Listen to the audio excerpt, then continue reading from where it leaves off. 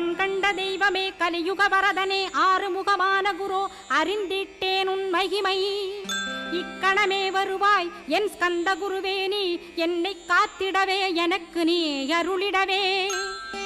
அரைக்கணத்தில் நீயும் ஆடி வருவாயப்பா வந்தனை தடுத்து வலிய ஆட்கொள் வரத குரோ அன்பு தெய்வமே ஆறுமுகமானவனே சுப்பிரமணியனே சோகம் அகற்றிடுவாய் ஞானஸ்கந்தரே ஞானம் அருள்வாய் நீ ஞான தண்டபாணியே என்னை ஞான பண்டிதனாக்கிடுவாய்